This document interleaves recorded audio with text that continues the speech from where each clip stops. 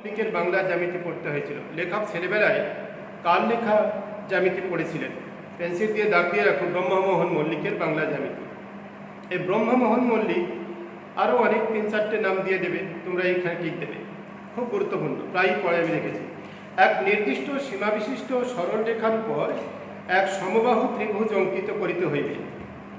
ব্রহ্মমোহন মল্লিকের জ্যামিতি বইয়ে এটা লেখা আছে, কোট করা আছে। ওই জন্যে এর মানে বুঝতে বাধা হয়নি। কেন বুঝতে বাধা হয়নি?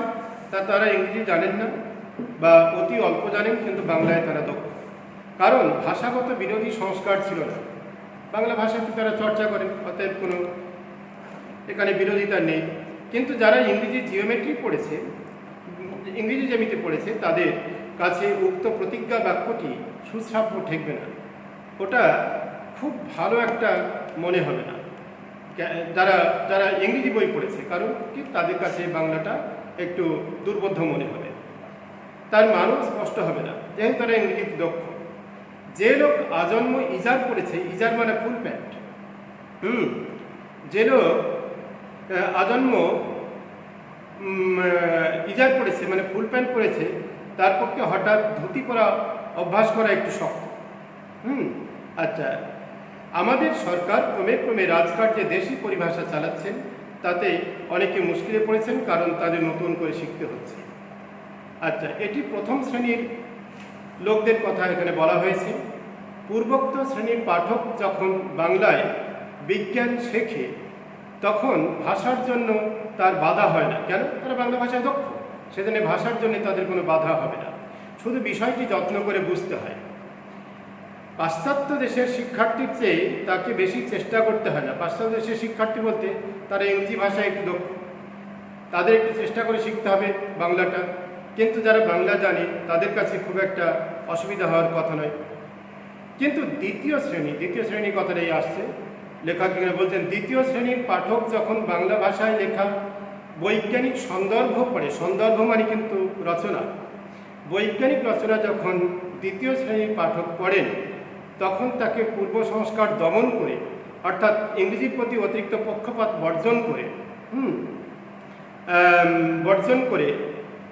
বর্জন করে প্রীতির সহিত মাতৃভাষার পদ্ধতি আয়ত্ত করতে হয়।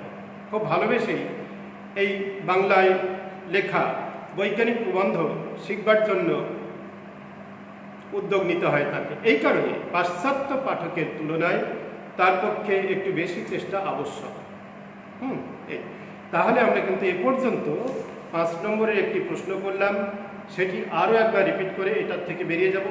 যাদের জন্য বিজ্ঞান বিষয়ক বাংলা গ্রন্থ বা প্রবন্ধ লেখা হয়, তাদের মোটামুটি 2টি শ্রেণীতে ভাগ করা যেতে পারে। এই লাইনটা কোট করে দিয়ে পড়বে, 2টি শ্রেণীর নাম লেখো, তারপরে পড়বে এই 2 শ্রেণীর পরিচয় দাও।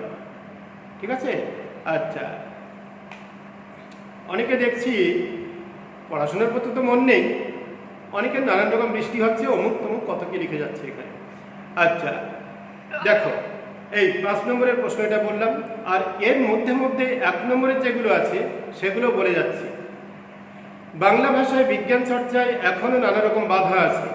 এই যে প্রবন্ধটা আমরা পড়ছি, এর মধ্যে একটু আগে যে 5 নম্বরের প্রশ্ন বললাম, ওটার চেয়েও, ওটা কখনো পড়তে আমি দেখিনি খুব একটা, কিন্তু প্রায় ঘুরে ফিরে পড়েছে যে প্রশ্নটা, এবং প্রতি বছরই সেটা সম্ভাবনা থাকে। সেই লাইনটাই এই, খুব গুরুত্ব দিয়ে দাগ দিয়ে রাখো, মনে রাখো। বাংলা ভাষায় বিজ্ঞান চর্চায় এখনো নানা রকম বাধা আছে। এই লাইনটা খুব মাথায় রেখো, এই লাইনটা, এটা কিন্তু খুব গুরুত্বপূর্ণ। এবার আমি পড়তে পড়তে বলে যাব এর উত্তর কত দূর কতটুকু। একটা পয়েন্ট ভিত্তিক এগুলো লিখতে হয়। অনেকে লেখে, প্রতি বছর দেখি একসঙ্গে গড়ে লিখে গেল। তোমরা অনেকেই জানো এটা, একসঙ্গে লিখতে নেই। প্রতিটি বাধা যদি আলাদা আলাদা করে লেখো, সেটা সুন্দর হয়, দেখতেও ভালো লাগে, পড়তেও ভালো লাগে, তুমিও তৃপ্ত হবে, যিনি দেখবেন তিনিও তৃপ্ত হবেন। এটা আমি এই গুরুত্বপূর্ণ সর্বকালের গুরুত্বপূর্ণ এই প্রশ্নটির উত্তর পড়তে পড়তে বলে যাব, খেয়াল করো। এবং এর মধ্যেই বলে যাব 1 নম্বরের ছোট প্রশ্নগুলো, সেগুলো পেন্সিল দিয়ে দাগ দিয়ে দেবো। বাংলা, তাহলে প্রশ্নটা কি? প্রশ্নটা হচ্ছে, বাংলা ভাষায় বিজ্ঞান চর্চায় এখনো নানা রকম বাধা আছে। প্রশ্নটা কি হবে? বাংলা ভাষায় বিজ্ঞান চর্চার বাধাগুলি কি কি? সর্বকালের সেরা প্রশ্ন এটা। বাংলা ভাষায় বিজ্ঞান চর্চার বাধাগুলি কি কি? 5 নম্বরের প্রশ্ন, খুব গুরুত্বপূর্ণ। এই খুব গুরুত্বপূর্ণ কথাটি বোধহয় 5-7 বার বললাম। বাংলা পারিভাষিক শব্দ প্রচুর নেই। আমরা প্রথম পয়েন্টের মধ্যে ঢুকছি, প্রথম পয়েন্ট আলোচনা চলছে, পারিভাষিক শব্দ প্রচুর নেই। ধরো যে ইংরেজিটা লেখা আছে তার অর্থবহ বাংলা কোনো শব্দ এরকম বাংলায় খুব একটা নেই। বিজ্ঞান চর্চা তো ইংরেজিতেই বেশি হয়েছে, তাহলে ইংরেজির সেই যে শব্দটা রয়েছে তার যা মিনিং, অর্থ, সেটা বহন করবে যে বাংলা শব্দ, সেই রকম বাংলা শব্দ পারিভাষিক শব্দ বলতে তাই বোঝানো হয়েছে প্রচুর নেই। এটি কিন্তু প্রথম কারণ আমরা পড়ছি, অনেকটা আলোচনা আছে। অনেক বৎসর পূর্বে বঙ্গীয়, তাহলে তোমরা প্রথম পয়েন্টে কি লিখবে? পারিভাষিক শব্দের অভাব বলে তোমরা আলোচনা শুরু করলে। অনেক বৎসর পূর্বে বঙ্গীয় সাহিত্য পরিষদের সঙ্গে, বঙ্গীয় সাহিত্য পরিষদ হচ্ছে একটি প্রকাশনা সংস্থা, অনেক পুরনো, সেই বঙ্গীয় সাহিত্য পরিষদের সঙ্গে সংশ্লিষ্ট মানে যুক্ত কয়েকজন বিদ্যোৎসাহী লেখক, বিদ্যায় উৎসাহী যারা, বিদ্যা চর্চায় যারা উৎসাহী, এমন কিছু লেখক নানা বিষয়ের পরিভাষা রচনা করেছিলেন। খুব ভালো করে খেয়াল করবে, বঙ্গীয় সাহিত্য পরিষদের সঙ্গে যুক্ত কিছু জ্ঞানীগুণী ব্যক্তি কিছু পরিভাষা রচনা করেছিলেন। তাদের উদ্যোগের এই ত্রুটি ছিল যে, প্রশ্ন করতে পারে 1 নম্বরে, তাদের উদ্যোগের এই ত্রুটি ছিল যে, কোট করে দিল, দিয়ে বলল তাদের বলতে কাদের কথা বোঝানো হয়েছে, তাদের উদ্যোগের ত্রুটিটি কি? প্রশ্ন করতে পারে। দেখো, তাদের বলতে কাদের বোঝানো হয়েছে? বঙ্গীয় সাহিত্য পরিষদের সঙ্গে যে কজন বিদ্যোৎসাহী অর্থাৎ জ্ঞানীগুণী ব্যক্তি যুক্ত ছিলেন, এখানে তাদের বলতে তাদের কথাই বোঝানো হয়েছে। তাদের ত্রুটিটা কি? খেয়াল করে, তারা একযোগে কাজ না করে স্বতন্ত্রভাবে করেছিলেন। ত্রুটিটাই এই, একসঙ্গে কাজ করতে হয়, তা না হলে ধরো বিভিন্ন লেভেলের মানুষ থাকতে হবে, শুধু জ্ঞানী মানুষ থাকলে হবে না, আরও অনেক লোক থাকতে হবে। আমরা একটু পরে বলব।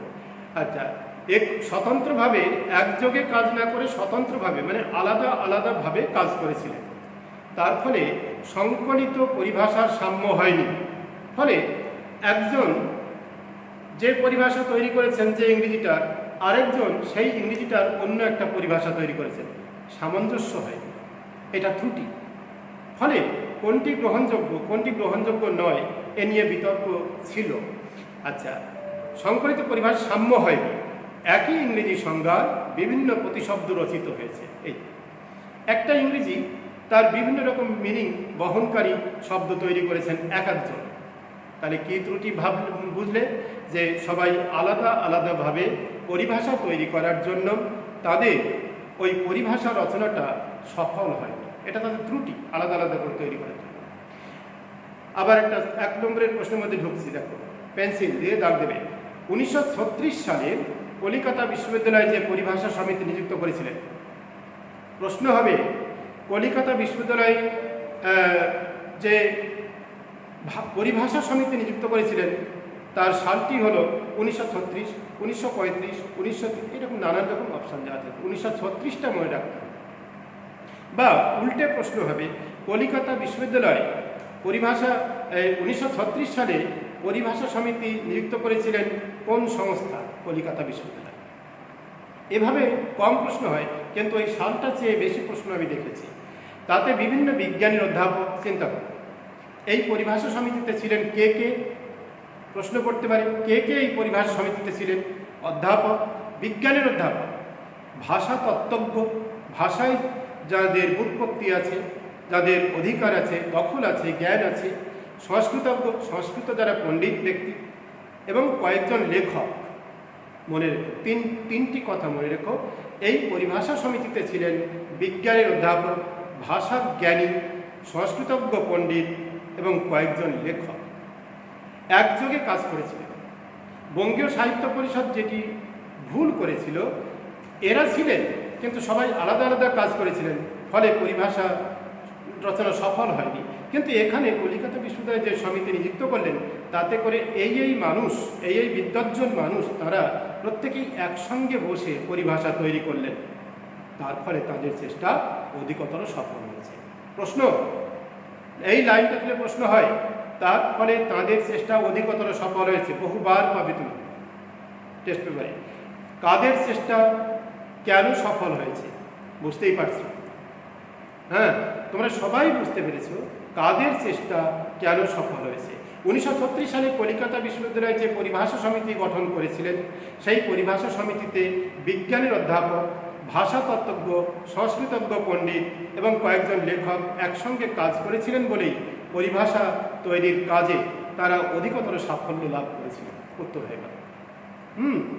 বেশ, তাহলে আমরা করছি বিজ্ঞান চর্চায় নানা রকম বাধা আছে, সেই বাধাগুলোর প্রথম পয়েন্ট আলোচনা করছি। তোমাদের মাথায় রাখতে হবে 150 ওয়ার্ডে লিখতে হবে। আমরা এখানে বড় করে লেখা আছে, তোমরা এটাকে ছোট করে নিয়ে আসবে। পরিভাষা রচনা একজনের কাজ নয়, ওই পয়েন্টটা নিয়ে আলোচনা চলছে। সমবেতভাবে না করলে নানা ত্রুটি হতে পারে। আমরা দেখলাম, তার কথা আগেই প্যারাগ্রাফে পড়েছি। কলিকাতা বিশ্ববিদ্যালয়ের সংকলন খুব বড় নয়। দেখো, মুশকিলটাই খুব বড় সংকলন নয়, মানে যতগুলো বিজ্ঞানের শব্দ রয়েছে, বৈজ্ঞানিক শব্দ রয়েছে, সেই শব্দগুলোর যে পরিভাষা তৈরি হয়েছে, এই কলিকাতা বিশ্ববিদ্যালয়ের যে পরিভাষাগুলো তৈরি করে সাফিসিয়েন্ট নয়, যথেষ্ট নয়। সংকলনটা বড় নয়, তাহলে কি আরও ঘাটতি রয়ে গেছে, আরও পরিভাষা দরকার, আরও শব্দের প্রয়োজন আছে এবং তার জন্য উপযুক্ত ব্যবস্থা করা আবশ্যক। কিন্তু দরকার মতন বাংলা শব্দ পাওয়া না গেলেও বৈজ্ঞানিক রচনা চলতে পারে। যতদিন উপযুক্ত ও প্রামাণিক বাংলা শব্দ রচিত না হয়, ততদিন ইংরেজি শব্দই বাংলা বানানে চালানো ভালো। ইংরেজি শব্দ বাংলা বানানে চালানো ভালো, এটাই তারা মত দিয়েছে, যে যতদিন না পরিভাষা তৈরি হচ্ছে ইংরেজি শব্দকে সেভাবেই চালাতে হবে, ইংরেজিটাকে বাংলায় লিখতে হবে বানান করে। বিশ্ববিদ্যালয়ে নিযুক্ত সমিতি বিস্তার ইংরেজি শব্দ বজায় রেখেছে।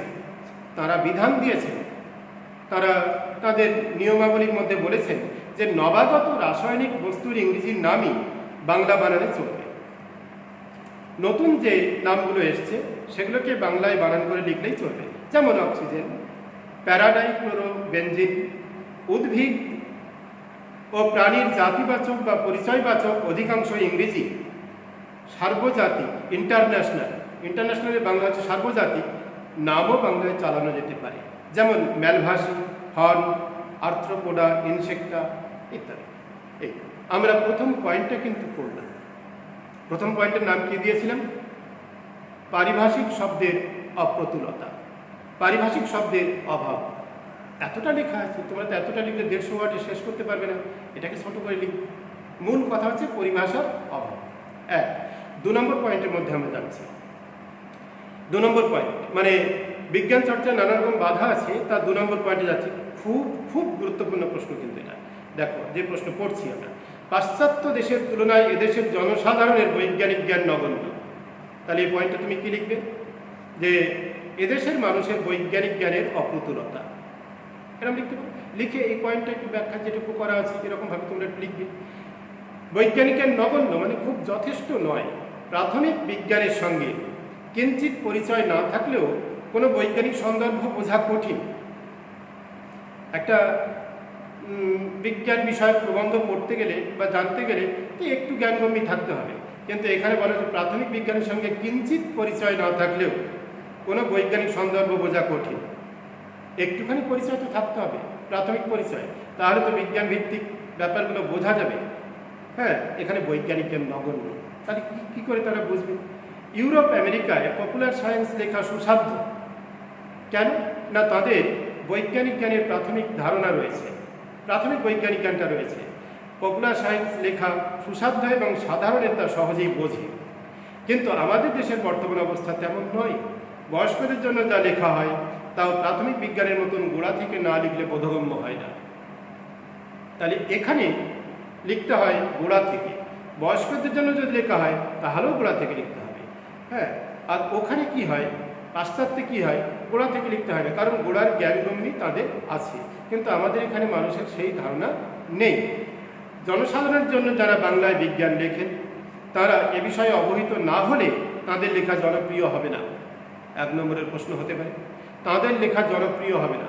কাদের লেখা কেন জনপ্রিয় হবে না? লাইনটা একটাই, জনসাধারণের জন্য যারা লেখেন, বাংলায় বিজ্ঞান লেখেন, তারা যদি বিজ্ঞানের গোড়ার কথা না লেখেন বৈজ্ঞানিক প্রবন্ধে, তাহলে তাদের লেখা কখনো জনপ্রিয় হবে না। কেন হবে না? না, বিজ্ঞানের গোড়ার কথা না লিখে যদি পরবর্তী কথা লেখেন, তাহলে যারা পড়বেন তারা তো গোড়ার কথাটাই জানেন না, তাদের কাছে ওই লেখাটা গ্রহণযোগ্য হবে না, এজন্যই জনপ্রিয় হবে না, কেউ পড়বে না সে লেখা। এই উত্তরটাই। এখন এই লাইনগুলো প্রত্যেকে কীভাবে পড়ে, তুমি যদি একটু রিডিং করো তাহলে এগুলো তো লিখতেই পারবে। আমি দেখেছি এগুলো নিয়ে সমস্যা হয় না তোমাদের, এই পদ্য নিয়ে কোনো সমস্যা হয় না, সমস্যার ব্যাকরণ নিয়ে বারবার এই একই কথাই উচ্চারণ করছি। আচ্ছা, এবং সেটা তোমরা নিজেরাও ফিল করবে। আচ্ছা দেখো, এখানে বলছে অবশ্য কালক্রমে এদেশে বিজ্ঞান শিক্ষার বিস্তার হলে এই অসুবিধা দূর হবে। আমাদের এখানে বিজ্ঞান চর্চা যদি জোরদার হয় তাহলে এই অসুবিধা থাকবে না, গোড়ার কথা তখন তারা জেনে যাবে, তখন বৈজ্ঞানিক সাহিত্য রচনা সুসাধ্য হবে। প্রশ্ন, আমি দেখেছি লাইনটা তুলে প্রশ্ন হতে, তখন বৈজ্ঞানিক সাহিত্য রচনা সুসাধ্য হবে। কখন বৈজ্ঞানিক রচনা সুসাধ্য হবে? যখন এদেশে বিজ্ঞান শিক্ষার বিস্তার হবে এবং মানুষ বিজ্ঞানের গোড়ার কথা জানবেন, তখন বৈজ্ঞানিক সাহিত্য রচনা সুসাধ্য হবে। হ্যাঁ, এইটুকু উত্তর এক নম্বরের জন্য। আমরা 2 নম্বর পয়েন্ট পড়লাম।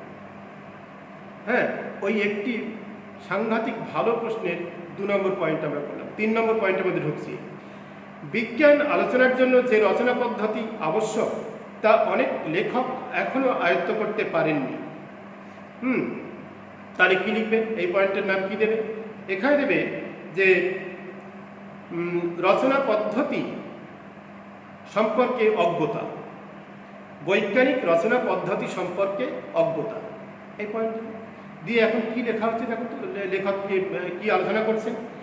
বিজ্ঞান আলোচনার জন্য যে রচনা পদ্ধতি, রাইটিং স্টাইল, যেটা ধরো কোনো লেখা আমাদের কাছে খুব গ্রহণযোগ্য হয়, মনোগ্রাহী হয়, আমাদেরকে আগ্রহ জাগায় পড়ার জন্য, আবার কোনো লেখা এত সুন্দর কিন্তু আমাদের মন টানে না, আকৃষ্ট হই না আমরা, তাহলে এই রচনা পদ্ধতির জন্য এটা হয়ে থাকে। রচনা পদ্ধতি আবশ্যক তা অনেক লেখক এখনো আয়ত্ত করতে পারেনি, তাহলে রচনা পদ্ধতি আয়ত্ত করতে হবে। অনেক স্থলে তাদের ভাষা আড়ষ্ট, মানে ভাষার প্রাঞ্জলতা নেই, যেটা সহজে পড়ে সবাই বুঝতে পারলে তখন এগোবে, কিন্তু বুঝতে পারে না, আড়ষ্টতা রয়েছে ভাষার মধ্যে। এবং ইংরেজির আক্ষরিক অনুবাদ হয়ে পড়ে মুশকিলে। তোমরা বঙ্গানুবাদ নামক একটি জিনিস পড়ছো, টেনে করবে, এগুলো যদি সময় থাকে করে দেব। আমি 10D-কে AB-কে কিছু করে দেখিয়ে দিয়েছিলাম। হ্যাঁ, ওরা যথেষ্ট মনোযোগ সহকারে সেগুলো করেছিল, আমার যতদূর মনে পড়ছে। দেখো, আক্ষরিক অনুবাদ যদি হয় ওই বঙ্গানুবাদের ক্ষেত্রে, দেখবে কোনো জায়গায় আক্ষরিক অনুবাদ যদি করে ফেলো তাহলে কোনো সমস্যা আছে। হ্যাঁ, সেজন্যই তোমরা বঙ্গানুবাদের ক্ষেত্রে কিন্তু ভাবানুবাদের উপর জোর দেবে। এখানে বিজ্ঞানের প্রবন্ধ, বৈজ্ঞানিক প্রবন্ধ লিখতে গিয়ে যদি কোনো ইংরেজি পরিভাষার আক্ষরিক অনুবাদ হয়ে যায় তাহলে কিন্তু ভালো হয় না। তাহলে এই আক্ষরিক অনুবাদ কারা করেন? যারা রচনা পদ্ধতি জানেন না, তাদের অজ্ঞতার জন্য এগুলো হয়ে যায়। এই দোষ থেকে মুক্ত না হলে বাংলা বৈজ্ঞানিক সাহিত্য সুপ্রতিষ্ঠিত হবে না। তাহলে প্রশ্ন তো হতেই পারে, এই দোষ থেকে মুক্ত না হলে বৈজ্ঞানিক সাহিত্য সুপ্রতিষ্ঠিত হবে না। কোন দোষ থেকে মুক্ত হওয়ার কথা বলেছেন লেখক? তাহলে তোমরা এই লাইনটা লিখবে। হ্যাঁ, বৈজ্ঞানিক প্রবন্ধ যারা লেখেন তাদের রচনা পদ্ধতি অবগত না হওয়ার জন্য তাদের ভাষার মধ্যে আড়ষ্টতা থাকে, ইংরেজির আক্ষরিক অনুবাদ হয়ে যায়, যার জন্য তা সেই রচনা সুপ্রতিষ্ঠিত হয়, সবার কাছে গ্রহণযোগ্য হয় না। ছোট্ট প্রশ্ন, বড় প্রশ্নের মধ্যে সব কিন্তু পড়তেই বলে যাচ্ছি, আলাদা করে কিছু বলার থাকে না। মনোযোগ সহকারে শুনলে এবং একটু পেন্সিল দিয়ে দাগ দিলে দেখবে টেস্ট পেপারে এইগুলোই তুমি পাচ্ছে। দেখো, অনেক লেখক মনে করেন, কোট করে দিল, দিয়ে বললো অনেক লেখক কি মনে করেন, ইংরেজি শব্দের যে অর্থব্যাপ্তি বা কনোটেশন বাংলা প্রতিশব্দেরও ঠিক তাই হওয়া চাই। এজন্য অনেক সময় তারা অদ্ভুত শব্দ প্রয়োগ করে, এটা তারা মনে করেন। যদিও এই লাইনটা তুলে প্রশ্ন খুব কম দেখেছি, কিন্তু হতে তো পারে, তোমাদের যা এখন প্রশ্নের ধরন ধারণ। আচ্ছা, তা বলছে বাংলা প্রতিশব্দেরও ঠিক তাই হওয়া চাই, এজন্য অনেক সময় তারা অদ্ভুত শব্দ প্রয়োগ করে। অদ্ভুত শব্দ প্রয়োগ করতে হবে না, আসলে যে ইংরেজি শব্দটার পরিভাষা আমি লিখছি, সেই ইংরেজি শব্দের যে অর্থবোধ তা যদি এই পরিভাষার মধ্যে সুস্পষ্টভাবে না ফুটে ওঠে তাহলে তো মুশকিল, তাহলে তো সেই পরিভাষার কোনো অর্থ নেই।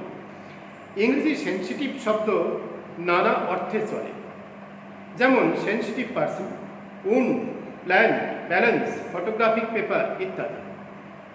এগুলোর মানে কি? দেখো, বাংলায় অর্থভেদে বিভিন্ন শব্দ প্রয়োগ করাই উচিত। যেমন অভিমানী, সেন্সিটিভ পার্সন মানে আমরা যেটাকে পরিভাষায় বলি অভিমানী। আবার ব্যথাপ্রবণ, উন। আবার বলছে উত্তেজি, প্ল্যান্ট, সেন্সিটিভ প্ল্যান্ট, উত্তেজি। আবার সেন্সিটিভ ব্যালেন্স, এখানে বলছে সুবেদী, সুবেদী মানে সংবেদনশীল। আচ্ছা, সুগ্রাহী, তারপর একটা বলছেন সুগ্রাহী কাগজ লিখলে ঠিক হয়। আচ্ছা, এখানে বলছে সেন্সিটিভ পেপারের অনুবাদ স্পর্শকাতর কাগজ অতি উৎকট। এটি হচ্ছে আক্ষরিক অনুবাদ। স্পর্শকাতর কাগজ যেই লিখলে তখন এটা হাস্যকর হয়ে গেল, ঠিক আছে? আক্ষরিক অনুবাদ ঠিক চলে না, কিন্তু তাও কেউ কেউ লিখে থাকেন সুগ্রাহী কাগজ লিখলে ঠিক হয়। এইটি হচ্ছে ভাবানুবাদ। সবসময় আক্ষরিক অনুবাদ কিন্তু সুন্দর হয়ে ওঠে না। অনেক লেখক, আচ্ছা আমরা 3 নম্বর পয়েন্ট করলাম, কি প্রশ্নের উত্তর তৈরি করছি, আর তার মধ্যে ছোট ছোট প্রশ্ন কি কি তাও বলে যাচ্ছি। বিজ্ঞান চর্চায় নানা রকম বাধা আছে, 1, 2, 3 হয়ে গেল। এবার 4 নম্বর পয়েন্টের মধ্যে আমরা ঢুকছি। অনেক লেখক তাদের বক্তব্য ইংরেজিতে ভাবেন এবং যথাযথ বাংলা অনুবাদে প্রকাশ করবার চেষ্টা করেন। আচ্ছা, এই পয়েন্টে তোমরা কি লিখবে? ইংরেজি শব্দ সম্পর্কে ভাবনার অস্পষ্টতা। কোনো ইংরেজি শব্দ সম্পর্কে ভাবনার অস্পষ্টতা।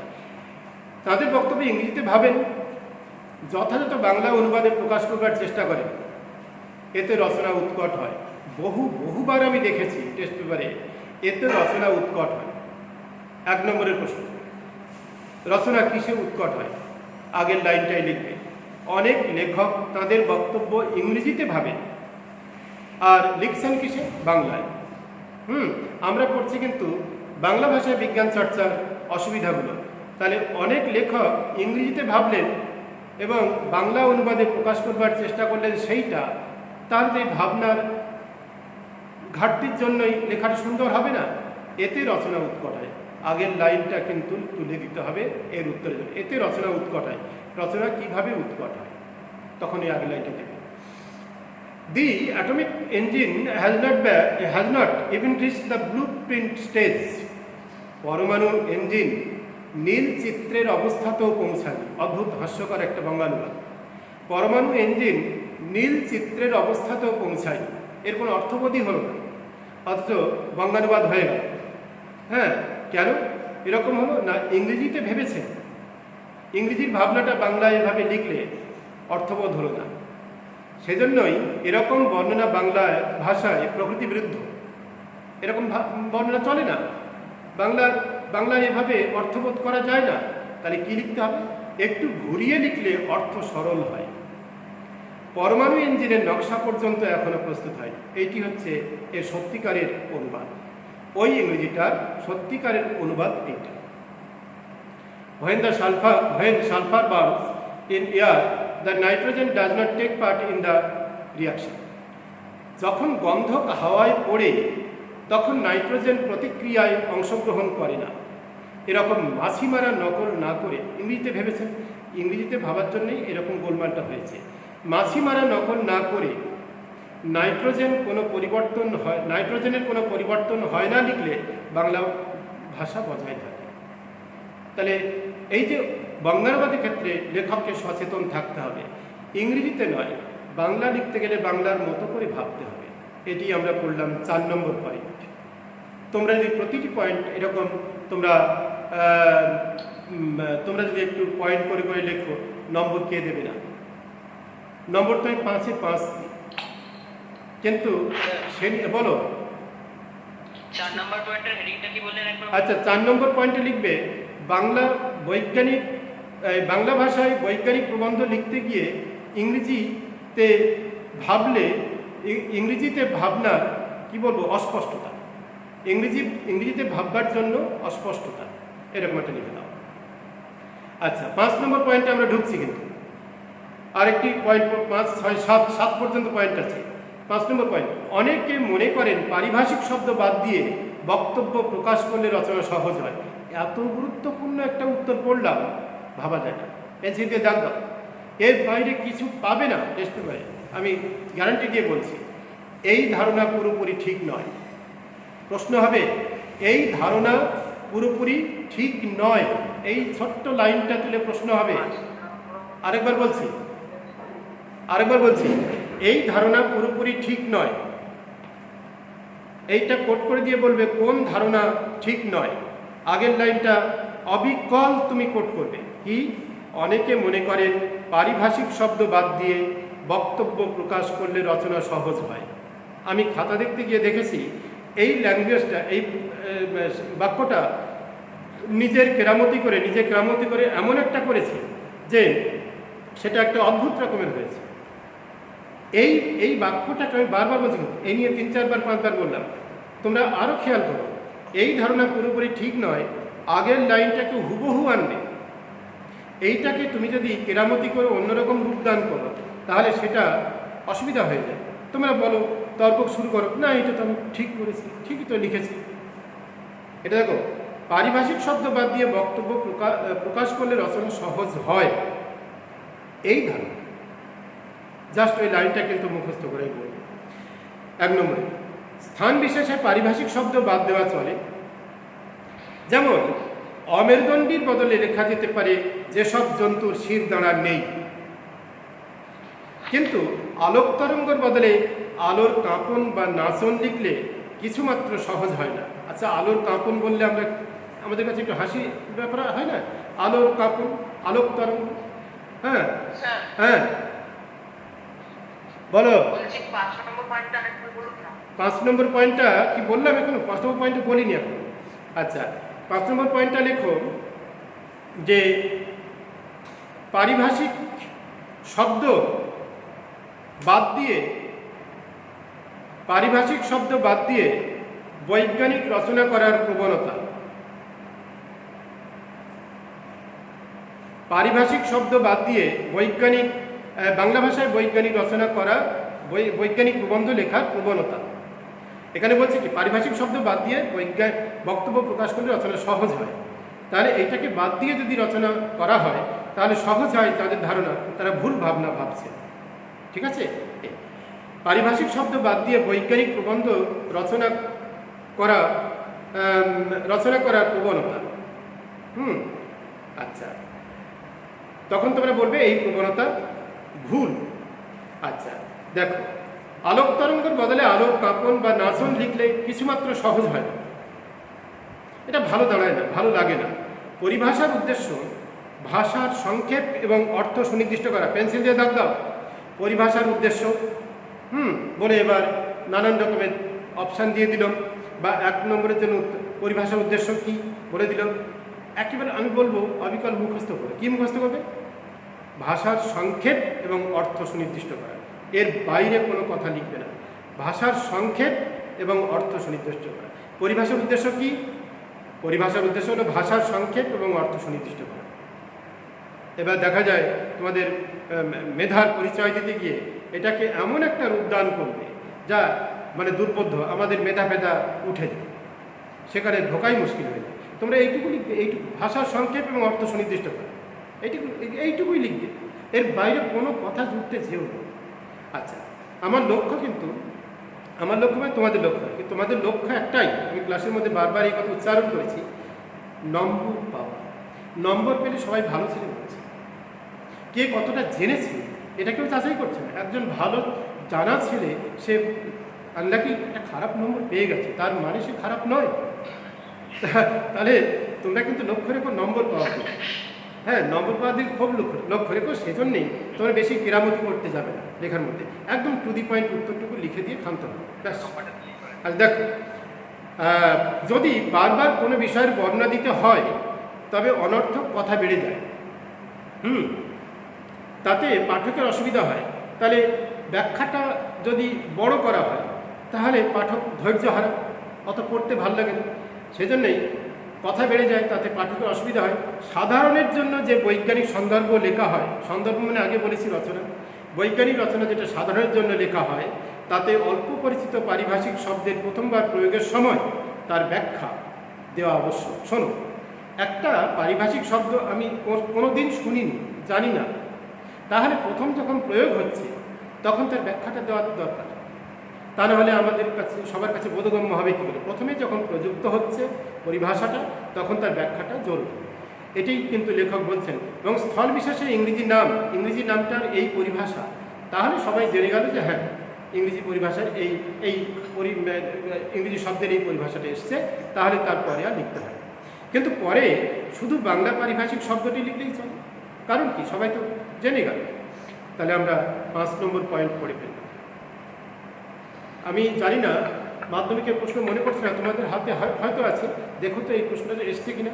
যদি না এসে থাকে নেক্সট ইয়ারের জন্য তৈরি করে ফেলো, এই পয়েন্ট ভিত্তিক লিখে ফেলো, প্যারাগ্রাফ লিখবে, প্রতিটি পয়েন্ট 2 নম্বর 5-এ 5 পাবে। আমাদের অলঙ্কার 6 নম্বর পয়েন্টে ঢুকছি।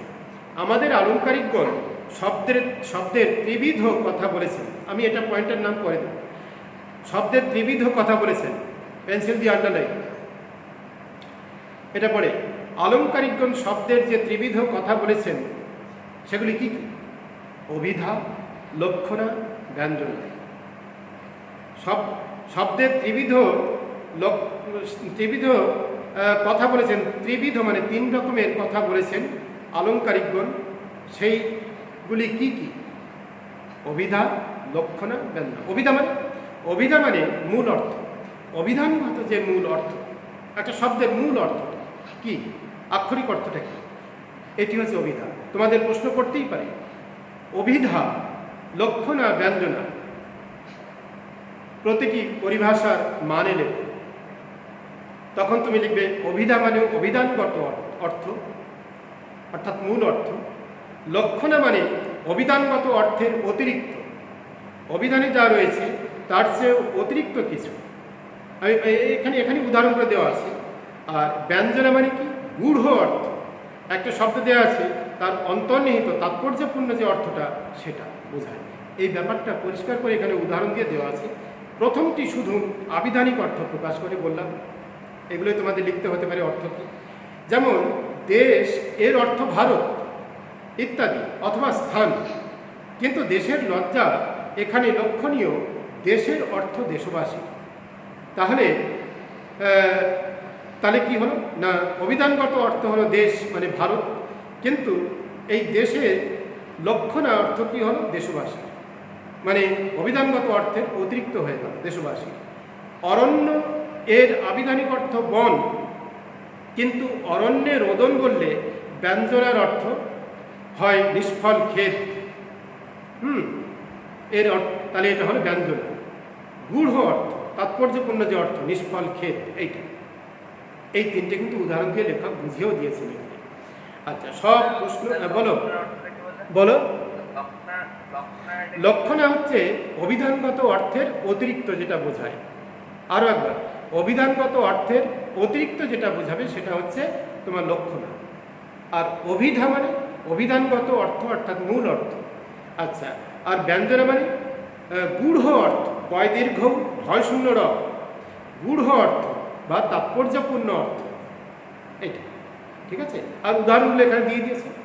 সাধারণ সাহিত্যে লক্ষণা বা ব্যঞ্জনা এবং উৎপ্রেক্ষা, অতিশয়োক্তি প্রভৃতি অলঙ্কারে সার্থক প্রয়োগ হতে পারে। বোঝো কথাটা ভালো করে বোঝো। সাহিত্য যখন লিখছেন লেখক, সেখানে অলঙ্কার শাস্ত্র আছে। তোমরা তো আর এই বাংলা সংখ্যা কেউ পড়বে না, অতএব অলঙ্কার শাস্ত্রের বিভিন্ন রকমের, অনেক রকমের অলঙ্কার আছে। সেই অলঙ্কারগুলোর মধ্যে লক্ষণা, ব্যঞ্জনা, উৎপ্রেক্ষা, অতিশয়োক্তি, এগুলো সবই অলঙ্কার। এই সব অলঙ্কারে সার্থক প্রয়োগ হতে পারে, কিন্তু বিজ্ঞান এগুলো ধার ধারে না। কোনো অলঙ্কার ফলঙ্কারের ধার ধারে না বিজ্ঞান সত্যকে প্রকাশ করে, অর্থাৎ যে কথাটি সত্যকে প্রকাশ ঘটাতে পারে সেই শব্দটি প্রকাশিত হয়। এটি হচ্ছে বিজ্ঞানের কাজ। আর সাহিত্য কী হয়? সেখানে পল্লবিত হয়, ফলে সেখানে নানা রকম উপমা ও অতিশয়োক্তি, এইসব উৎপ্রেক্ষা, এইসব অলঙ্কার প্রয়োগ হয়। আচ্ছা, এই উৎপ্রেক্ষা, অতিশয়োক্তি, এগুলোর বিস্তারিত ব্যাখ্যায় যাচ্ছে। সেটা দরকার নেই তোমাদের যা পরিস্থিতি। আচ্ছা, প্রয়োগ হতে পারে বৈজ্ঞানিক সাহিত্যে যত কম থাকে ততই ভালো। কোনগুলো? এই অলংকারগুলো বৈজ্ঞানিক সাহিত্যে যত কম থাকবে ততই মঙ্গল। মানে কম থাকবে মঙ্গল এরকম বলা যায় না, এগুলো থাকবেই না। কোনো অলংকার বৈজ্ঞানিক সাহিত্যে থাকবে না, বৈজ্ঞানিক প্রবন্ধে থাকবে না। উপমার কিছু প্রয়োজন হয়, উপমা মানে উদাহরণ দিতে হয়। রূপকও স্থল বিশেষে চলতে পারে, কিন্তু অন্যান্য অলংকার বর্জন করাই উচিত। মানে যেগুলো খুবই প্রয়োজন মনে হচ্ছে সেরকম দেওয়া যায়, যেটা বৈজ্ঞানিক বিষয় বুঝতে অসুবিধা হয় না, সেরকম উপমা রূপক এগুলো ব্যবহার করা যায়, কিন্তু অতিশয়োক্তি চলবে না। হিমালয় যেন পৃথিবীর মানদণ্ড, এত গুরুত্বপূর্ণ একটা লাইন পড়ে ফেললাম, তোমরা কল্পনা করতে পারবে না। এইটা তুলে দিয়ে তুমি পাতায় পাতায় প্রশ্ন পাবে। হিমালয় যেন পৃথিবীর মানদণ্ড বলেছেন কালিদাস, ভবভূতি, নানান রকমের অপশান দিয়ে দিয়েছে, তোমরা লিখবে কালিদাস। কালিদাসের এই উক্তি কাব্যেরই উপযুক্ত, ভূগোলের নয়, তাই তো? এটা লিখবে হিমালয় যেন পৃথিবীর মানদণ্ড, এটি কালিদাসের লেখা। বৈজ্ঞানিক প্রসঙ্গের ভাষা অত্যন্ত সরল ও স্পষ্ট হওয়া আবশ্যক। আরও একটা গুরুত্বপূর্ণ লাইন পড়ে ফেললাম, বৈজ্ঞানিক প্রসঙ্গের ভাষা অত্যন্ত সরল এবং স্পষ্ট হওয়া আবশ্যক। এই কথাটি সকল লেখকেরই মনে রাখা উচিত। এইটা একটু এই কথাটি সকল লেখকেরই মনে রাখা উচিত। কোন কথাটি সকল লেখকের মনে রাখা উচিত? বৈজ্ঞানিক প্রবন্ধ, বৈজ্ঞানিক প্রসঙ্গের ভাষা অত্যন্ত সরল ও স্পষ্ট হওয়া আবশ্যক। এক্স্যাক্ট, তোমাদের তো মুখস্থ করার ক্ষমতা যথেষ্ট আছে আমি জানি, হ্যাঁ, এইটুকু মুখস্থ করতে পারবে না? বৈজ্ঞানিক প্রসঙ্গের ভাষা অত্যন্ত সরল ও স্পষ্ট হওয়া আবশ্যক, এটা মুখস্থ করতে পারবে? কেন বানিয়ে একটা কাব্য রচনা করবে পরীক্ষার খাতা? অনেকে করে দেখেছি, হ্যাঁ। আচ্ছা, তাহলে বৈজ্ঞানিক প্রসঙ্গের ভাষা অত্যন্ত সরল ও স্পষ্ট হওয়া আবশ্যক, এই কথাটি সকল লেখকের মনে রাখা উচিত। 1 নম্বরে প্রশ্ন। আচ্ছা, এই 6 নম্বরে এটা কি দেওয়া যায়, পয়েন্টের নামটা কি দেওয়া যায় দেখো তো। আচ্ছা, বৈজ্ঞানিক প্রবন্ধ লেখার ক্ষেত্রে বৈজ্ঞানিক প্রবন্ধ লেখার ক্ষেত্রে অলংকার বর্জনের কথা মাথায় রাখা উচিত। অলংকার বর্জনের কথা মাথায় রাখা উচিত, এরকম একটা পয়েন্ট দেওয়া যায়। তোমরা ভাববে না কি দেওয়া যায়, হ্যাঁ, তোমরা ভাবলে আরো সহজ কিছু পেয়ে যাবে। বৈজ্ঞানিক প্রবন্ধ রচনার সময়ে অলংকার বর্জনের কথা লেখকের মাথায় রাখা উচিত। অলংকারগুলো কাব্যে চলে, সাহিত্যে চলে, কিন্তু বৈজ্ঞানিক প্রবন্ধে চলে না। আমরা সর্বশেষ পয়েন্ট করছি, সেটি হচ্ছে দেখো, বাংলা বৈজ্ঞানিক প্রবন্ধাদিতে আরেকটি দোষ প্রায় নজরে পড়ে। কি? অল্প বিদ্যা ভয়ঙ্করী। একজন বৈজ্ঞানিক প্রবন্ধ লিখতে বসেছেন, তা খুব ডেপথ নেই, বিজ্ঞান বিষয়ে গভীরতা নেই, হ্যাঁ, খুব কম জানেন, কম জেনে তিনি লিখতে বসেছেন, হ্যাঁ, সেটি তো মুশকিল। অল্পবিদ্যা ভয়ঙ্করী, এই প্রভাবটি যে কত ঠিক তার প্রমাণ আমাদের সাময়িক পত্রাদিতে মাঝে মাঝে পাওয়া যায়। সাময়িক পত্রে যেসব লেখা বেরিয়ে পড়ে সেগুলো পড়লে বোঝাই যায়, যারা ভালো জানেন, বিজ্ঞ মানুষ যারা, হ্যাঁ, তা পণ্ডিত মানুষ যারা, তারা দেখেই বুঝতে পারেন এ অদক্ষ হাতের লেখা। তাহলে অল্পবিদ্যা ভয়ঙ্করী, অল্প জেনে তারা লিখতে বসেছেন, হ্যাঁ। সাময়িক পত্রাদিতে যেসব পত্রপত্রিকা বেরোয় সেখানে মাঝে মধ্যে তার প্রমাণ পাওয়া যায়। কিছুদিন আগে একটি পত্রিকায় দেখেছি, অক্সিজেন বা হাইড্রোজেন স্বাস্থ্যকর বলে বৈজ্ঞানিক যুক্তি নেই, তারা জীবের বেঁচে থাকবার পক্ষে অপরিহার্য অঙ্গমাত্র, অক্সিজেন বা হাইড্রোজেন। তবে ওজোন গ্যাস স্বাস্থ্যকর, এই যে কোট করে দেওয়া আছে, দেখেছিলাম বৈজ্ঞানিক পত্রিকায় দেখেছি বলে এইটা বেরিয়েছে। এইটা দেখে এই অল্পবিদ্যা ভয়ঙ্করী তার প্রমাণ পেয়েছেন লেখক। প্রশ্ন তো হতেই পারে, অল্পবিদ্যা ভয়ঙ্করী এর সত্যতা লেখক কোথায় কিভাবে পেয়েছে, তাই এইটা কোট করে দেবে। তোমাদের মুখস্থ ক্ষমতা যথেষ্ট আছে, আমার জানা আছে, প্রচণ্ড মুখস্থ করতে পারো তোমরা। এইরকম ভুল লেখা সাধারণ পাঠকের পক্ষে অনিষ্টকর। প্রশ্ন, এইরকম ভুল লেখা সাধারণ পাঠকের পক্ষে অনিষ্টকর। কোন ভুল লেখার কথা বলা হয়েছে ওই কোটেশনটা, তাই তো? বৈজ্ঞানিক অসত্য প্রকাশের, বৈজ্ঞানিক অসত্য ভাষণের প্রসঙ্গে এই কথা বলা হয়েছে। অসত্য ভাষণটি হলো বলে ওইটা লিখবে। সাধারণ পাঠকের পক্ষে অনিষ্টকর, মানে তারা জানতে তো পড়েন, জানবার জন্যই তো পড়েন, অথচ তারা পড়ছেন, ভুল পড়ছেন, একটা ভুল জানছেন, তাহলে সেই লেখার কি প্রয়োজন বলুন? সম্পাদকের উচিত, যিনি ওই বৈজ্ঞানিক প্রবন্ধ সম্পাদনা করেন, হ্যাঁ, প্রকাশের উপযুক্ত করে তোলেন। সম্পাদকের উচিত অবিখ্যাত লেখকের বৈজ্ঞানিক রচনা প্রকাশের আগে অভিজ্ঞ লোককে দিয়ে যাচাই করে নেওয়া। যাদের অভিজ্ঞতা আছে তাদেরকে ওই লেখাটা দেখিয়ে সত্যাসত্য বিচার করে যাচাই করে নিয়ে প্রকাশ করা উচিত, এটা বলেছেন। আমরা কিন্তু এই প্রবন্ধ পড়ে এ পর্যন্ত যে মূল কথাটি পড়লাম তা সংক্ষেপে বলে দিই। একটি মাত্র গুরুত্বপূর্ণ প্রশ্ন পড়লাম। প্রথম যে প্রশ্ন বলেছিলাম 5 নম্বরে, ওটা লেস ইম্পর্ট্যান্ট, খুবই গুরুত্ব কম তার, সর্বকালের সেরা প্রশ্ন এবং তার পয়েন্টগুলো বলে। আচ্ছা, শেষ পয়েন্টের নাম কি বলে? 7 নম্বর পয়েন্টটা কি এটা বলা হয়নি। 7 নম্বর পয়েন্টটা তুমি বলতে পারো অল্প বিদ্যা ভয়ঙ্কর, বলতেই পারো। হ্যাঁ, সেটি তো এখানে আলোচিত হয়েছে। আচ্ছা, এইভাবে তোমরা এটাকে লিখতে পারবে না এমন কেউ আছে বলে আমার মনে পড়ে না। যারা পারে না তারা নিজের গাফিলতির জন্যই পারে না। হ্যাঁ, কিন্তু এই যেটা বলে দিলাম এটা সকলেই আশা করি লিখতে পারে, এবং আমি বছর বছর দেখছি পারে। এগুলো না পারার কিছু নেই। আর ছোটো ছোটো যেগুলো প্রশ্ন পড়ে বলে দিলাম সেগুলো করবে, এর বাইরে পড়লে তখন করবে, এর বাইরে কিছু করবে না। এবং এগুলো তোমাদের পারার মধ্যে। আচ্ছা, 4:41 হয়েছে, তাই তো? 4:41 তো? 3:41 হয়েছে। আচ্ছা, ঠিক আছে, 3:41। তাহলে আমার তো অনেকটা সময় নিয়েছেন জহরদা। এখন দেখি। আচ্ছা শোনো, বলো তুমি কি বলছো, বলো।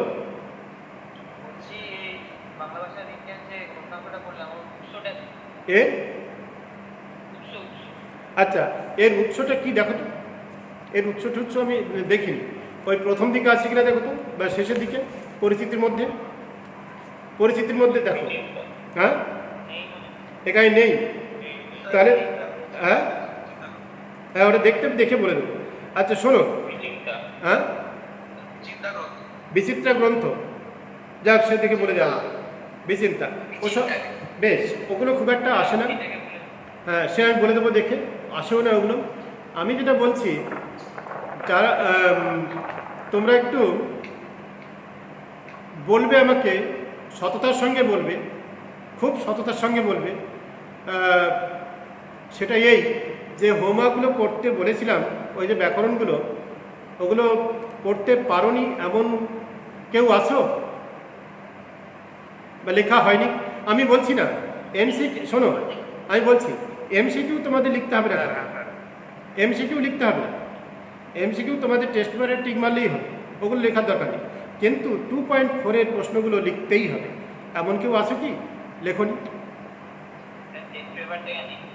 আচ্ছা, তাহলে আরেকটা কালেকশন করে না, অল্প যদি মোদক হাত তুলেছে মানে লেখিনি বোধ হয়। হ্যাঁ, কি আমি বলছি, আমি চাইছি সবকটা হয়নি, কিন্তু সবকটা শোনো, সবকটা হয়নি, ঠিক আছে, সময়। আচ্ছা ঠিক আছে, সময় এখনো আছে। তোমরা আমি যেটা বলছি এই সপ্তাহের মধ্যে করে নাও। আর আমি কিন্তু আগামী সপ্তাহে যেটা করব বলে দিই, শোনো। আমার লক্ষ্য, একটাই লক্ষ্য। আমি এখানে হয়তো নেক্সট উইকে স্কুলে নাও আসতে পারি, বাড়ি থেকেও করতে পারি, ঠিক আছে? তা আমার একটাই লক্ষ্য, সেটি হচ্ছে তোমাদেরকে টেস্ট পেপারের ব্যাকরণগুলো দাঁড় করিয়ে দেওয়া, সলভ করে দেওয়া। আর এই পদ্য পড়ানো আমার তো লক্ষ্য নেই। আগামী সপ্তাহে যেটা করব, এটা করব প্রলয় উল্লাস, অলোক দত্ত যেটা আমাকে বলে দিয়েছে, প্রলয় উল্লাস, আর এটা করে দিলাম। আর প্রলয় উল্লাস এটি আগামী সপ্তাহে করব। ঠিক তার পরেই আমি কিন্তু ব্যাকরণ শুরু করব। তবে ব্যাকরণটা আজকে আর আমি শুরু করছি না, ঠিক আছে? আজকে আমি শুরু করছি না, কিন্তু আগামী দিন কিন্তু প্রলয়োল্লাস করে, আবার বলে দিই, প্রলয়োল্লাস পড়ব, তোমরাও শুনবে। কিন্তু এইভাবে আমার বলা ঠিক হচ্ছে না, তোমরাও পড়বে, কিন্তু ওর থেকে প্রশ্ন লিখব মাধ্যমিক পরীক্ষায়, এরকম ভাবনা রেখো না। অনেক কথাই তো সামনাসামনি বললে ভালো হয়, এরকম একটা মিডিয়াতে বলা ঠিক নয়। প্রলয়োল্লাস মানে কবিতা ভিত্তিক কোনো প্রশ্ন তুমি লিখবে না, এটা মাথায় রেখে আমরা পড়ব। কিন্তু কবিতাটা পড়বো, বুঝবো, সব ঠিক করব, কিন্তু আমাদেরকে টেকনিক নিয়ে চলতে হবে, আমাদের লক্ষ্য নম্বর পাওয়া, আর কিছু না, ঠিক আছে? প্রলয়োল্লাস কবিতার একটা বা দুটো প্রশ্ন আমি বলবো, খুব খুব জোর হলে একটা বলতে পারি বা দুটো বলতে পারি, বেশ সেগুলো উত্তরও আমি বলে দেবো, পড়তে পড়তে বলে দেবো। কিন্তু আমি রিকোয়েস্ট করব তোমাদেরকে, খুব রিকোয়েস্ট করব, ব্যাকরণগুলো যেগুলো হোমওয়ার্ক দিয়েছিলাম সেগুলো আমাকে নেক্সট উইকে শুরু করতে দাও, তাহলে তোমরা খুবই উপকৃত হবে, খুব উপকৃত হবে। আর এমসিকিউ যদি নাই তোলো খাতায়, তুলতে হবে না, টেস্ট পেপারে তোমরা টিক দিয়ে নিও, আমি বলে যাব। আমি আজকে বইও এনেছি, টেস্ট পেপার এনেছি, কিন্তু তোমরা টিক দিয়ে নিও। কিন্তু 2.4টা তোমাদেরকে লিখতেই হবে খাতায়।